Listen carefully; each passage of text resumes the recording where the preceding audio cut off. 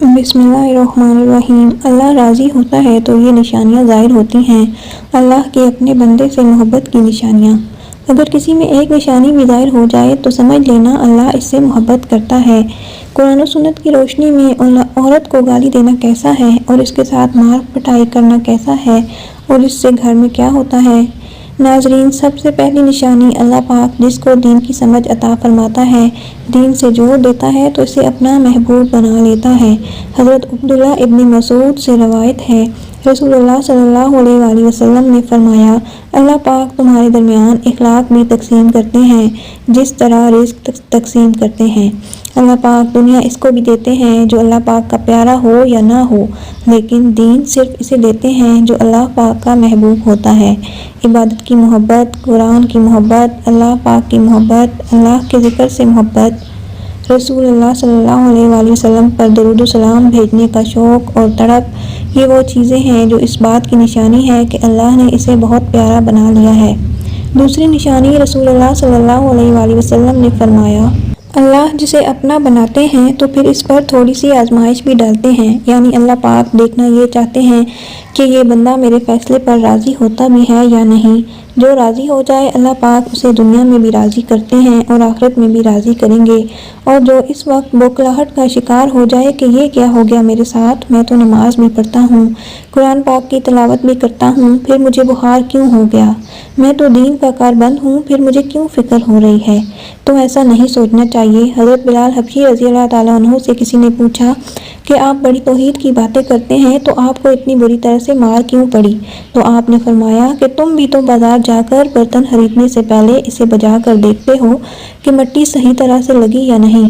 بس اللہ نے مجھے بھی آزمایا تھا۔ اس کے بعد یہی وہ غلام تھا جس کا رنگ بھی کالا تھا، موٹے موٹے ہونٹ تھے، جس کے بارے میں اللہ کے پیارے رسول صلی اللہ علیہ وآلہ وسلم فرماتے ہیں، جب میں جنت میں جا رہا تھا، جب مجھے معراج کرائی گئی تو آگے آگے کسی کے چلنے کی آہٹ سنائی دی۔ میں نے حضرت جبرائیل علیہ السلام سے پوچھا، یہ کون ہے؟ جواب ملا کہ یہ بلال حبشی ہیں جو آپ کے آگے چل رہے تھے۔ حضور پاک صلی اللہ علیہ وآلہ وسلم جب واپس آ گئے تو حضرت بلال حبشی رضی اللہ تعالیٰ عنہ سے پوچھا، تم کون سا عمل کرتے ہو؟ حضرت بلال حبشی رضی اللہ تعالیٰ عنہ نے فرمایا، آپ نے ہی تو فرمایا تھا کہ ہر وقت وضو کی حالت میں رہنا، تو میں ہر وقت وضو کی حالت میں رہتا ہوں، اور جب بھی میں بے وضو ہوتا ہوں تو اسی وقت نیا وضو کر لیتا ہوں، اور جب وضو کرتا ہوں تو تب 2 رکعت نماز بھی پڑھ لیتا ہوں۔ چلتے زمین پر ہیں اور قدموں کی آہٹ جنت میں سنائی دیتی ہے۔ تو آزمائش اللہ پاک کی محبت کی دوسری نشانی ہے۔ اسی لیے اگر کوئی فکر یا پریشانی میں ہو تو اس کا یہ مطلب نہیں ہوتا کہ پتہ نہیں مجھے کیا ہو گیا ہے، اللہ پاک اپنے پیاروں کو ہی آزماتا ہے۔ تیسری نشانی بہت زیادہ خوبصورت ہے، جس سے پتہ چل سکتا ہے کہ اللہ پاک کس سے راضی ہیں اور ہم سے محبت کرتے ہیں یا نہیں۔ اللہ پاک جب کسی بندے سے محبت کرتے ہیں تو اس کی طرف خوبصورت بدلاؤ لاتے ہیں۔ حدیث میں آتا ہے کہ جب اللہ پاک کسی سے محبت کرتے ہیں تو اللہ پاک حضرت جبرائیل علیہ السلام کو بلاتے ہیں، پھر اللہ فرماتے ہیں، جبرائیل میں نے آج اس بندے کو اپنا محبوب بنا لیا، تم بھی اسے اپنا محبوب بنا لو۔ حضرت جبرائیل علیہ السلام بھی اس بندے سے محبت کرنے لگتے ہیں۔ پھر حضرت جبرائیل علیہ السلام کو حکم ہوتا ہے کہ آسمان کے تمام فرشتے اور تمام نورانی مخلوقات کو خبر دے دو، یہ اللہ کا پیارا بن گیا ہے۔ حضرت جبرائیل علیہ السلام آسمان کے تمام فرشتے اور تمام نورانی مخلوقات میں اس سے محبت کریں۔ 7 آسمان کے خربوں فرشتے اس سے محبت کرنے لگتے ہیں۔ آسمانوں کا محبوب بننے کے بعد پھر دنیا والوں کے دلوں میں اللہ پاک اس بندے کی محبت ڈال دیتا ہے، تو اس لیے دنیا میں وہ کام ضرور کرو جس کے کرنے سے اللہ ہم سے راضی ہو جائے، ہمیں اپنا محبوب بنا لے، انشاءاللہ دنیا اور آخرت میں کامیاب ہو جاؤ گے۔ محترم ناظرین، جب انسان کی نیکیاں قبول ہو جاتی ہیں تو انسان کے جسم میں یہ 5 نشانیاں ظاہر ہوتی ہیں۔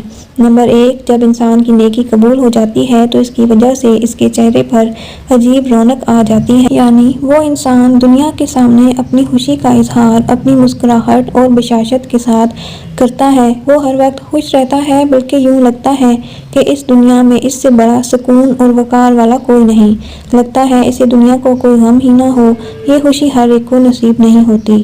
نمبر 2، اس کا دل روشن ہو جاتا ہے، یعنی وہ ہر وقت اللہ کے وعدوں پر امید رکھتا ہے، اس کے پاس کچھ ہو یا نہ ہو لیکن اس کے دل میں اتنی خوشی ہوتی ہے کہ اس کو کوئی پرواہ ہی نہیں ہوتی۔ اور یہ یاد رکھنا کہ امیر انسان مال سے نہیں بنتا، بلکہ امیر ہمیشہ دل سے بنتا ہے۔ دولت مٹی کی طرح ہے اور مٹی کو پیر کے نیچے ہی رکھنا چاہیے، اگر سر پر چڑھاؤ گے تو وہ قبر بن جائے گی اور قبر زندہ لوگوں کی نہیں ہوتی۔ نمبر 3، جب کسی کی نیکیاں قبول ہو جاتی ہیں تو اس کے جسم میں نیکی کی طاقت آ جاتی ہے اور شیطان اسے گمراہ نہیں کر سکتا۔ اللہ پاک اس کے جسم میں شیطان سے بچنے کی قوت پیدا کر دیتا ہے۔ نمبر 4، وہ اپنے مال و دولت میں فراوانی دیکھتا ہے، یعنی اللہ پاک اس کے رزق میں برکت عطا کرتا ہے۔ قرآن مجید میں مرد و عورت کے تعلقات کی نوعیت کی وضاحت کرتے ہوئے اللہ تعالیٰ نے نہایت فصیح و بلیغ تعبیر استعمال کی ہے، وہ تمہارے لیے لباس ہیں اور تم ان کے لیے لباس ہو۔ اس آیت میں اللہ تعالیٰ نے مرد و عورت کو ایک دوسرے کے لیے لباس قرار دیا۔ دونوں ایک دوسرے کے لیے وہ سب کچھ ہیں جو لباس کی خصوصیات ہوتی ہیں، مثلاً پردہ پوشی، ذریعہ زینت و زیبائش، سردی گرمی سے حفاظت اور باعث عزت و وقار۔ اللہ کے فرمان کے مطابق مرد و عورت دونوں کو ایک دوسرے کے لیے لباس کا کام دینا چاہیے۔ اس میں کوئی شک نہیں کہ مرد و عورت میں سے ہر ایک دوسرے کا فطری طور پر محتاج ہے، ان میں سے کوئی ایک دوسرے سے مستغنی اور بے نیاز نہیں ہو سکتا۔ یہی اللہ کا قانون فطرت ہے، انسانوں کے لیے بھی اور تمام کائنات کی مخلوقات کے لیے بھی۔ اللہ کا ارشاد ہے، اور ہر چیز کے ہم نے جوڑے پیدا کیے کہ تم نصیحت حاصل کرو۔ یہی وجہ ہے کہ اللہ تعالیٰ نے حضرت آدم علیہ السلام کی تخلیق کی تو جنت میں انہیں اکیلا نہیں چھوڑا، بلکہ ان کے سکون اور آرام کے لیے اور ان کی تنہائیوں کو دور کرنے کے لیے ایک عورت یعنی حضرت حوا علیہ السلام کو پیدا کیا۔ اس بات سے اسلام کا یہ موقف واضح ہو جاتا ہے کہ مرد اور عورت ایک دوسرے کے لیے فریق مخالف کی حیثیت نہیں رکھتے، بلکہ ایک دوسرے کی شخصیت کی تکمیل کرتے ہیں۔ اسی مفہوم میں اللہ تعالیٰ کا ارشاد ہے، تم ایک دوسرے کا حصہ ہو۔ تم دونوں کے درمیان تعاون اور اتحاد کا جذبہ ہونا چاہیے، نہ کہ نفرت، دشمنی اور ایک دوسرے کی مخالفت کا۔ اسلام کی ان بنیادی تعلیمات پر غور کریں تو یہ بات واضح ہو جاتی ہے کہ بیویوں کے ساتھ ناروا سلوک کرنا، انہیں ڈانٹنا، مارنا اور گالم گلوچ کرنا اسلام کی تعلیمات کے خلاف ہے۔ اسلام تو ایسا مذہب ہے جو جانوروں کو گالی دینے سے منع کرتا ہے، بجائے اس کے کہ انسانوں کو گالی دی جائے اور وہ بھی اپنی شریک حیات کو۔ حدیث میں ہے کہ ایک عورت نے اپنی اونٹنی کو گالی دی اور اسے لعن طعن کیا۔ نبی کریم صلی اللہ علیہ وآلہ وسلم نے اس عورت کو سخت تنبیہ کی اور اس غلطی کی پاداش میں صحابہ کرام رضوان اللہ عنہم اجمعین کو حکم دیا کہ اس عورت کی اونٹنی لے لو اور اسے آزاد چھوڑ دو تاکہ کوئی اسے استعمال نہ کرے۔ غور کریں، نبی صلی اللہ علیہ وآلہ وسلم نے ایک جانور کو گالی دینے اور لعن طعن کرنے سے سخت منع فرمایا، تو اپنی شریک حیات کو لعن طعن کرنا، گالی دینا اور اس سے بھی بڑھ کر اسے مارنا کیسے جائز ہو سکتا ہے؟ یہ باتیں سراسر قرآن سنت کی تعلیمات کے خلاف ہیں۔ قرآن نے صرف ایک صورت میں عورت کو مارنے کی اجازت دی ہے، اور وہ صورت یہ ہے کہ بیوی اپنے شوہر سے بغاوت پر اتر آئے۔ ایسی صورت میں بھی پہلی فرصت میں مارنے کی اجازت نہیں، بلکہ حکم ہے کہ پہلے بیوی کو نصیحت کی جائے۔ نصیحت سے نہ مانے تو حکم ہے کہ اس کا بستر الگ کر دیا جائے، اور اس پر بھی نہ مانے تو اسے مارنے اور اس پر سختی کرنے کی اجازت دی گئی ہے۔ ارشاد ربانی ہے، وہ بیویاں جن کی بغاوت کا تمہیں اندیشہ ہو تو تم انہیں نصیحت کرو اور بستر سے انہیں الگ کر دو اور انہیں مارو، پس اگر وہ مان جائیں تو پھر انہیں ستانے کا کوئی بہانہ تلاش نہ کرو۔ اس آیت کے آخری حصے سے معلوم ہوتا ہے کہ اللہ تعالیٰ نے ہرگز اس بات کی اجازت نہیں دی کہ اطاعت گزار اور فرمانبردار بیوی کو ستانے اور پریشان کرنے کے لیے مختلف طریقے استعمال کیے جائیں۔ جو حضرات خواہ مخواہ اپنی نیک بیویوں پر گرجتے برستے رہتے ہیں اور انہیں خواہ مخواہ تنگ کرتے ہیں، انہیں چاہیے کہ وہ اللہ تعالیٰ کے اس فرمان پر 1000 بار غور کریں۔ مذکورہ صورتحال میں مارنے کی اجازت کے باوجود حضور صلی اللہ علیہ وسلم نے فرمایا کہ لن یضربا خیارکم، شرفاء اپنی بیویوں کو نہیں مارتے۔ شرفاء اپنی بیویوں کو مارنے کی بجائے پیار، محبت اور نرمی سے سمجھاتے ہیں، اور اس کی بہترین مثال حضور صلی اللہ علیہ وآلہ وسلم کی حیات طیبہ ہے۔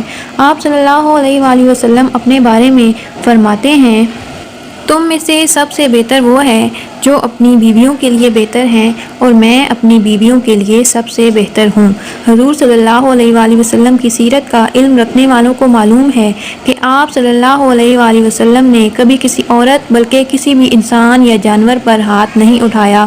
کسی مرتبہ والے اور وسیع و ظرف انسان کو زیب نہیں دیتا کہ اپنے ماتحت رہنے والوں کو مارے پیٹے اور ان کے ساتھ برا سلوک کرے۔ کسی مرد کو یہ کیسے گوارا ہو سکتا ہے کہ رات میں اپنی بیوی سے جنسی لذت حاصل کرے اور دن میں اسے مار پیٹ اور گالم گلوچ کے ذریعے اذیت پہنچائے؟